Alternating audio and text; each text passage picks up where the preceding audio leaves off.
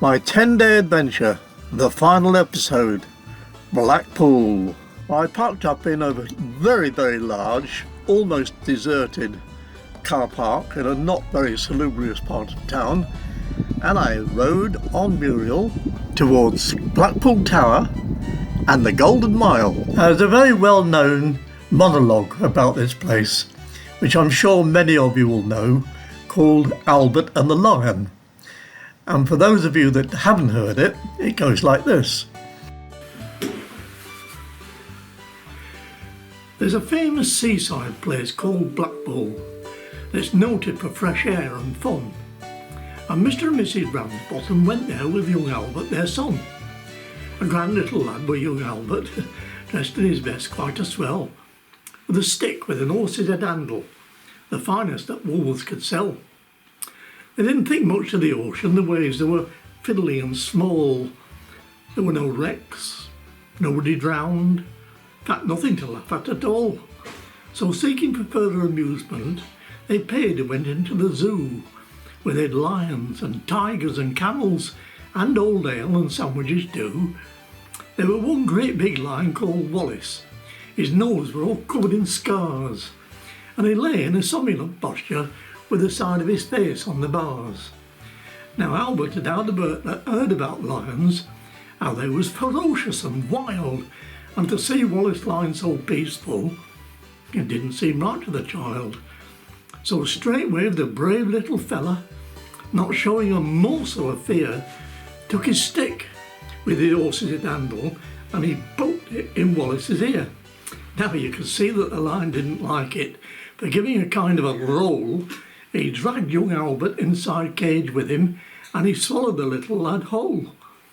Then Pa, who'd seen the occurrence and didn't know what to do next, said, "Hey mother, yon lion's just at Albert."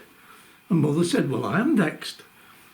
Then Mr. and Mrs. Ramsbottom, quite rightly when all said and done, complained to the animal keeper that the lion had eaten their son. Well, the keeper were quite nice about it. He said, "Oh, what a nasty mishap. Are you sure that your lad is eaten?" And Pa said, "Am I sure? There's his cap." Well, the manager had to be sent for. He came and he said, "What's to do?" And Pa said, "Yon lion just as Albert, and him in his Sunday clothes too." To which mother answered, added, "Young man, I think it's a shame and a sin for a lion to go and eat Albert, and after we'd paid to come in." Well, the manager wanted no trouble and he took out his purse right away, saying, "Well, how much to settle the matter?" And Pa said, "Well, what do you usually pay?" But mother had turned a bit awkward when she thought where Albert had gone, and she said, "Oh no, someone's got to be summoned." So that was decided upon. So off they went to police station in front of the magistrate chap, and they told what had happened to Albert, and they proved it by showing his cap. Well, the magistrate gave his opinion that no one was really to blame, and he hoped the Ramsbottoms would have further sons to their name. And at that mother got proper blazing. "And thank you, sir, kindly," says she. "What, waste all our lives raising children just to feed bloody lions? Not me." But enough of that. Now let's go and have a look at North Pier. You pay to go on. Well, Blackpool's North Pier opened in May 1863, and it's the oldest of the three Blackpool piers. The first pile was screwed, that's what they call it when you put a pile in the ground, on June the 21st, 1862, and the pier was opened to the public on May the 21st, 1863.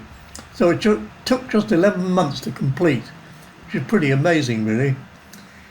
It was 1,350 feet long, that's roughly 412 metres, and 21 feet wide, about 6.4 metres, but since then it has been extended a little and widened.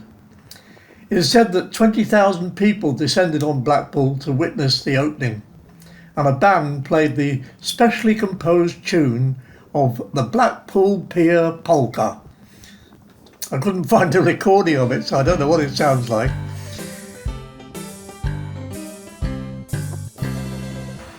The building on the right is the Joe Longthorne Theatre, formerly simply the North Pier Theatre, and it was renamed the Joe Longthorne Theatre in 2020 in memory of the entertainer who died in 2019. And I was very impressed with the cast iron work on the back of these benches.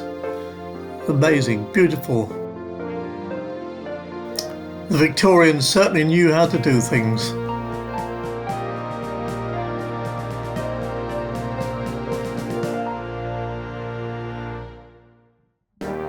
I come here really just to see the Illuminations, which didn't come on until about 7:30.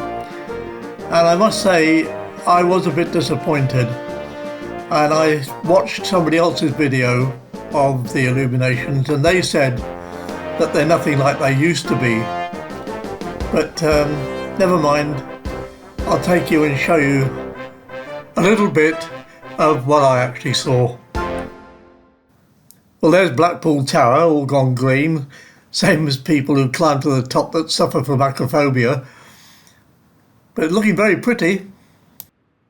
And there on Central Pier is the Ferris wheel, looking very lit up, very festive. And here's an example of some psychedelic lights, great if you've got a migraine.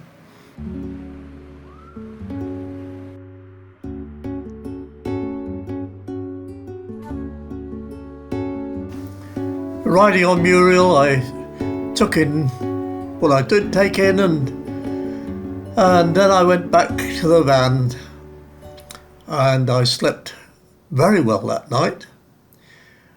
And the only thing that disturbed me in that great big deserted car park was seagulls tapping on the roof light.